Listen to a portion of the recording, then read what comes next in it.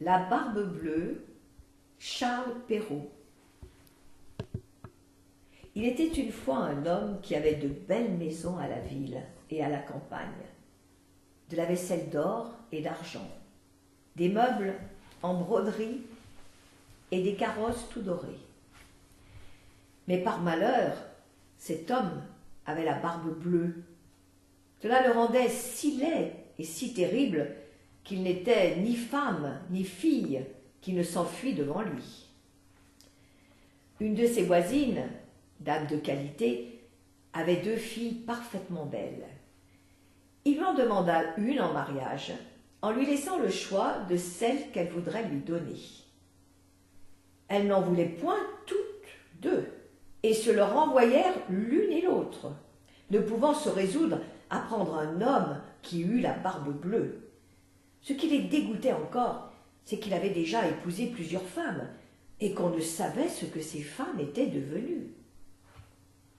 La barbe bleue, pour faire connaissance, les mena avec leur mère et 3 ou 4 de leurs meilleurs amis et quelques jeunes gens du voisinage à une de ces maisons de campagne, où on demeura 8 jours entiers. Ce n'était que promenade, que parties de chasse et de pêche, que danse et festin, que collation. On ne dormait point, et on passait toute la nuit à se faire des malices les uns aux autres.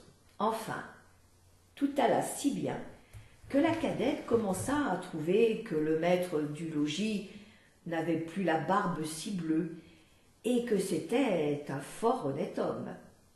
Dès qu'on fut de retour à la ville, le mariage se conclut. Au bout d'un mois, la barbe bleue dit à sa femme qu'il était obligé de faire un voyage en province, de 6 semaines au moins, pour une affaire de conséquence, qu'il la priait de se bien divertir pendant son absence, qu'elle fit venir ses bonnes amies, qu'elle les menât à la campagne, si elle le voulait, que partout elle fit bonne chère. « Voilà, lui dit-il, les clés de 2 grands garde-meubles. Voilà celle de la vaisselle d'or et d'argent, qui ne sert pas tous les jours. Voilà celle de mes coffres-forts, où est mon or et mon argent. Celle de mes cassettes, où sont mes pierreries. Et voilà le passe-partout de tous les appartements. Pour cette petite clé-ci, c'est la clé du cabinet au bout de la grande galerie de l'appartement bas. Ouvrez tout, allez partout, mais pour ce petit cabinet, je vous défends d'y entrer. Et je vous le défends de telle sorte que s'il vous arrive de l'ouvrir, il n'y a rien que vous devriez attendre de ma colère. » Elle promit d'observer exactement tout ce qui venait de lui être ordonné, et lui, après l'avoir embrassée, monte dans son carrosse et part pour son voyage. Les voisines et les bonnes amies n'attendirent pas qu'on les envoyât quérir pour aller chez la jeune mariée, tant elles avaient d'impatience de voir toutes les richesses de sa maison, n'ayant osé y venir pendant que le mari y était, à cause de sa barbe bleue qui leur faisait peur.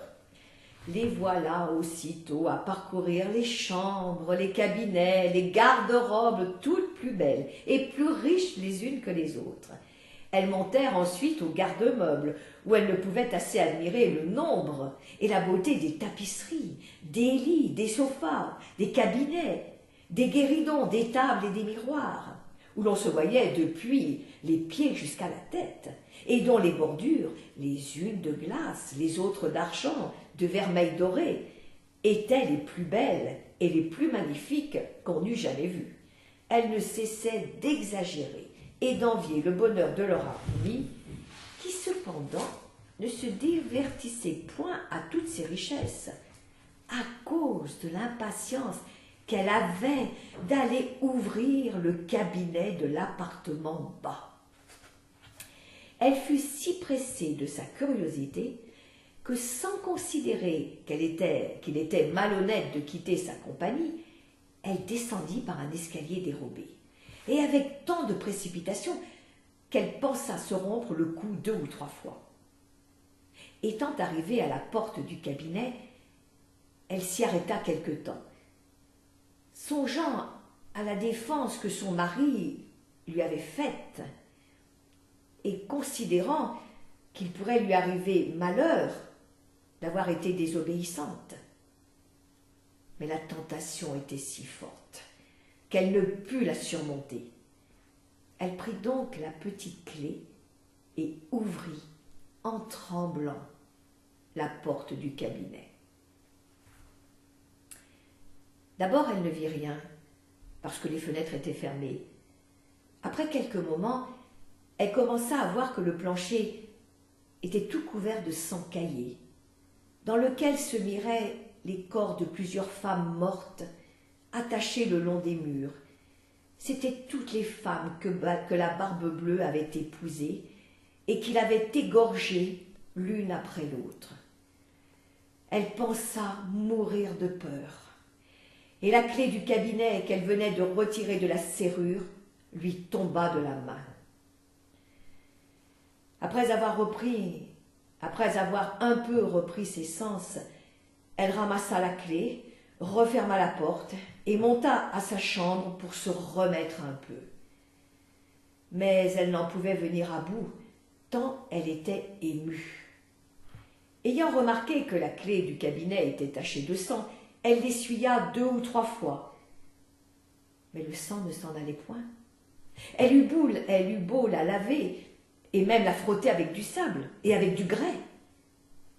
Il y demeura toujours du sang, car la clé était fée, et il n'y avait pas moyen de la nettoyer tout à fait.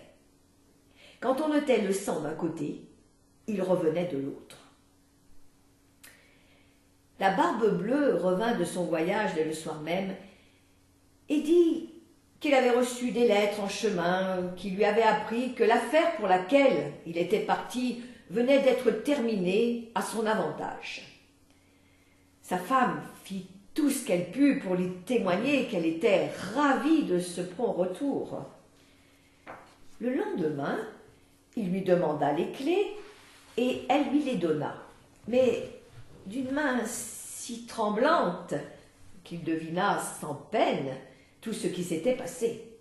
« D'où vient, lui dit-il, que la clé du cabinet n'est point avec les autres ? » ?»« Il faut, dit-elle, que je l'ai laissée là-haut sur ma table. »« Ne manquez pas, dit la Barbe-Bleue, de me la donner tantôt. » Après plusieurs remises, il fallut apporter la clé. La Barbe-Bleue, l'ayant considérée, dit à sa femme: « Pourquoi y a-t-il du sang sur cette clé ?»« Je n'en sais rien, » répondit la pauvre femme, plus pâle que la mort. « Vous n'en savez rien ?» reprit Barbe-Bleue. « Je le sais bien, moi. Vous avez voulu entrer dans le cabinet. Eh bien, madame, vous y entrerez et irez prendre votre place auprès des dames que vous y avez vues. » Elle se jeta aux pieds de son mari en pleurant et en lui demandant pardon avec toutes les marques d'un vrai repentir de n'avoir pas été obéissante. Elle aurait attendri un rocher, belle et affligée comme elle l'était. Mais la Barbe-Bleue avait un cœur plus dur qu'un rocher. « Il faut mourir, madame, lui dit-il, et tout à l'heure. »« Puisqu'il faut mourir, répondit-elle, en le regardant les yeux baignés de larmes, donnez-moi un peu de temps pour prier Dieu. Je vous donne un demi-quart d'heure, reprit la Barbe-Bleue, mais pas un moment davantage. Lorsqu'elle fut seule, elle appela sa sœur et lui dit: « Ma sœur Anne, car elle s'appelait ainsi, monte, je te prie, sur le haut de la tour, pour voir si mes frères ne viennent point. Ils m'ont promis qu'ils me viendraient voir aujourd'hui. Et si tu les vois, fais leur signe de se hâter. La sœur Anne monta sur le haut de la tour, et la pauvre affligée lui criait de temps en temps « Anne, ma sœur Anne, ne vois-tu rien venir ?» Et la sœur Anne lui répondait « Je ne vois rien que le soleil qui poudroie et l'herbe qui verdoie. » Cependant la Barbe-Bleue tenait un grand coutelas à sa main, criait de toute sa force « Descends vite, ou je monterai là-haut !»« Encore un moment, s'il vous plaît, » lui répondit sa femme. Et aussitôt elle criait tout bas « Anne, ma sœur Anne, ne vois-tu rien venir ?» Et la sœur Anne répondait « Je ne vois rien que le soleil qui poudroie et l'herbe qui verdoie. »« Descends donc vite !» cria la Barbe-Bleue, « ou je monterai là-haut !»« Je m'en vais !» répondit la femme. Et puis elle criait « Anne, ma sœur Anne, ne vois-tu rien venir ?»« Je vois, répondit la sœur Anne, une grosse poussière qui vient de ce côté-ci. Sont-ce mes frères ? Hélas, non, ma sœur, je vois un troupeau de moutons. »« Ne veux-tu pas descendre ?» cria la Barbe-Bleue. « Encore un petit moment, répondit sa femme. Et puis elle criait « Anne, ma sœur Anne, ne vois-tu rien venir ?»« Ah, je vois 2 cavaliers qui viennent de ce côté, mais ils sont bien loin encore. »« Dieu soit loué, s'écria-t-elle un moment après, ce sont mes frères. Je leur fais signe tant que je puis de se hâter. » La Barbe-Bleue se mit à crier si fort que toute la maison en trembla. La pauvre femme descendit et alla se jeter à ses pieds, tout éplorée et tout échevelée. « Cela ne sert de rien, dit la Barbe-Bleue, il faut mourir !» Puis la prenant d'une main par les cheveux et de l'autre levant le coutelas en l'air, il allait lui abattre la tête. La pauvre femme, se tournant vers lui et le regardant avec des yeux mourants, le pria de lui donner un petit moment pour se recueillir. « Non, non, dit-il, recommande-toi bien à Dieu. » Et levant son bras, dans ce moment, on heurta si fort à la porte que la Barbe-Bleue s'arrêta tout court. On ouvrit, et aussitôt on vit entrer 2 cavaliers qui, mettant l'épée à la main, coururent droit à la Barbe-Bleue. Il reconnut que c'étaient les frères de sa femme, l'un dragon et l'autre mousquetaire, de sorte qu'il s'enfuit aussitôt pour se sauver. Mais les 2 frères le poursuivirent de si près qu'ils l'attrapèrent avant qu'il pût gagner le perron. Ils lui passèrent leur épée au travers du corps et le laissèrent mort. La pauvre femme était presque aussi morte que son mari et n'avait pas la force de se lever pour embrasser ses frères. Il se trouva que la Barbe-Bleue, n'ayant point d'héritier, et qu'ainsi sa femme demeura maîtresse de tous ses biens.